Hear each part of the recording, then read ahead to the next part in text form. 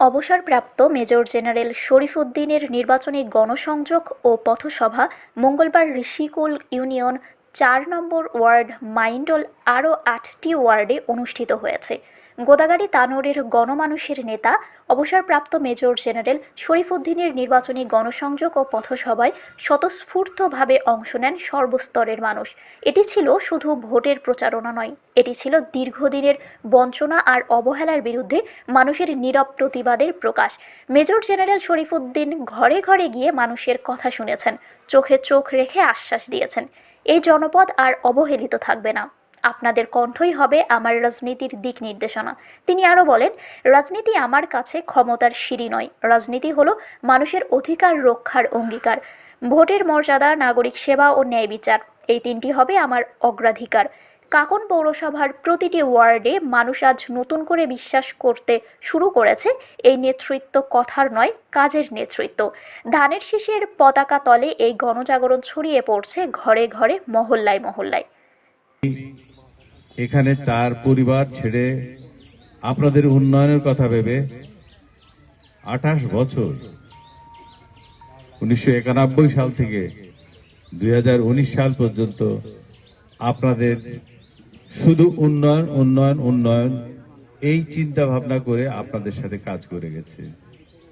এর মাঝে জেল কেটেছে, অসুস্থ হয়েছে, অনেক কিছু হয়েছে।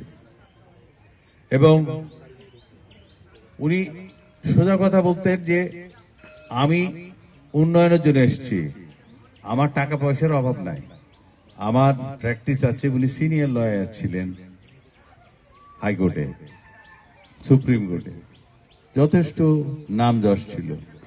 কিন্তু এখানে এসেছিলেন আপনাদের মাঝে তার একটা নারীর সম্পর্ক ছিল, শিকড়ের সন্ধানে, শিকড় যেমন গজায় সেই কারণে এখানে এসেছিলেন। এবং আপনাদের এলাকার কৃষি, সেচ, শিক্ষা ব্যবস্থা, রাস্তাঘাট যেভাবে উন্নয়ন করেছেন তা বোধ হয় অন্য ৪৯৫টা উপজেলার কোথাও এইরকম এই উন্নয়নের মাত্রা দেখতে পাবেন না।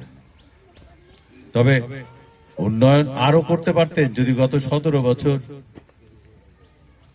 আমাদের বিএনপি সরকার কিংবা বিএনপির প্রতিনিধি এখানে থেকে কাজ করতে পারতেন।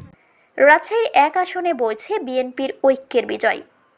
রাজশাহী ১ আসনে বিএনপির মনোনয়ন বঞ্চিতদের ক্ষোভ আর মান অভিমান দূর হয়েছে। দলীয় প্রার্থীর পক্ষে ও ধানের শীষের বিজয় নিশ্চিত করতে সবাই ঐক্যবদ্ধ হয়ে কোমর বেঁধে নেমেছেন প্রচারণায়। এতে রাতারাতি ভোটের হিসেব নিকেশ পাল্টে গেছে। ধানের শীষের বিজয় নিশ্চিত করতে ঐক্যের কোনো বিকল্প নেই। ঐক্যের প্রয়োজনীয়তা অনুধাবন করে দীর্ঘদিনের মান অভিমান ও মতবিরোধ ভুলে একে অপরকে কাছে টানছেন। এতে তাদের মধ্যে দীর্ঘদিনের বিরাজমান ক্ষোভ, অসন্তোষের বরফ গলতে শুরু করেছে। ব্যবসা বাণিজ্য, চাওয়া পাওয়া না পাওয়া, মান অভিমান সহ নানা যেসব কারণে নেতাকর্মীরা এতদিন নিষ্ক্রিয় ছিল, তারাও নির্বাচন সামনে রেখে নব উদ্যমে রাজনীতিতে সক্রিয় হয়ে উঠেছে। ফলে দীর্ঘদিন পর দলটির দলীয় কার্যালয়ে নেতা ও কর্মী সমর্থকদের পদচারণায় মুখর জমজমাট হয়ে উঠেছে। রাজনৈতিক অঙ্গনে ফিরছে ব্যাপক প্রাণ চাঞ্চল্য। বিএনপির আদর্শিক, নবীন, ত্যাগী, পরীক্ষিত ও নিবেদিত প্রাণ নেতাকর্মীর পাশাপাশি তৃণমূলের নেতাকর্মীরাও এখন উজ্জীবিত হয়ে ফিরছে প্রাণ চাঞ্চল্য। ধানের শীষের বিজয় নিশ্চিত করতে অবসরপ্রাপ্ত মেজর জেনারেল শরীফ উদ্দিনের আহ্বানে সাড়া দিয়ে অতীতের ভেদাভেদ ভুলে বহু ধারায় বিভক্ত নেতাকর্মীরা ঐক্যবদ্ধ হয়ে প্রমাণ করেছে ব্যক্তির চেয়ে দল বড়। জানা গেছে, রাজশাহী ১ আসনে মনোনয়ন নিয়ে বিএনপিতে ছিল বিশৃঙ্খল অবস্থা। অভিযোগ পাল্টা অভিযোগ, ধাওয়া পাল্টা ধাওয়া ছিল নিত্যদিনের ঘটনা। দলীয় প্রার্থী ঘোষণার পর মনোনয়ন বঞ্চিত অনেকেই দলীয় প্রার্থীর পক্ষে মাঠে নামেননি। মানবাভিমান নিয়ে কেউ গুটিয়ে রাখেন নিজেকে, আবার কেউ সিদ্ধান্ত না মেনেছিলেন মাঠে। দলীয় প্রার্থীর পক্ষে মাঠে নামা থেকে বিরত ছিলেন মনোনয়ন বঞ্চিত নেতাদের অনুসারীরাও। কিন্তু দলীয় কঠোর নির্দেশনায় প্রতীক বরাদ্দের পর ঐক্য ফিরেছে বিএনপিতে। দিন যত যাচ্ছে দূরত্ব ঘুচিয়ে দলীয় প্রতীক বিজয়ী করতে এককাট্টা হয়ে এবার মাঠে নেমেছেন তারা। এই আসনে বিএনপির একাধিক মনোনয়ন প্রত্যাশী ছিলেন। রাজশাহী ১ আসনে দলীয় মনোনয়ন পেয়েছেন বিএনপির চেয়ারপারসনের সাবেক সামরিক সচিব ও উপদেষ্টা পরিষদের সদস্য অবসরপ্রাপ্ত মেজর জেনারেল শরীফ উদ্দিন। শরীফুদ্দিনকে দলীয় প্রার্থী ঘোষণা করা হলেও শেষ পর্যন্ত মনোনয়ন পরিবর্তনের আশায় মাঠে ছিলেন বিএনপি নেতা ও শিল্পপতি অ্যাডভোকেট সুলতানুল ইসলাম তারেক। দুই নেতার পাল্টাপাল্টি শোডাউনে বিভক্ত হয়ে পড়েন দলের নেতাকর্মীরা, কিন্তু প্রতীক বরাদ্দের পরপরই সেই দূরত্ব আর অনৈক্য ঘুচে যায়। বিভেদ ভুলে মনোনয়ন বঞ্চিতরা একাট্টা হয়ে যান ধানের শীষ প্রতীকের পক্ষে। মনোনয়ন বঞ্চিতদের দাবি ব্যক্তির চেয়ে দল বড়। তাছাড়া বিদ্রোহের জন্য যদি ধানের শীষের পরাজয় হয় তাহলে সেই পরাজয় হবে তাদেরও, আবার যদি বিজয় হয় সেই বিজয়ের অংশীদারও তারাই। এছাড়াও ধানের শীষ প্রতীক বিএনপির প্রতিষ্ঠাতা শহীদ রাষ্ট্রপতি জিয়াউর রহমানের। কাজে ধানের শীষের পরাজয় হলে কেউ বলবে না শরীফুদ্দিনের পরাজয় হয়েছে, সবাই বলবে বিএনপির পরাজয় হয়েছে। তাই বিএনপির আদর্শিক কোনো নেতাকর্মী এটা মেনে নিতে পারেন না।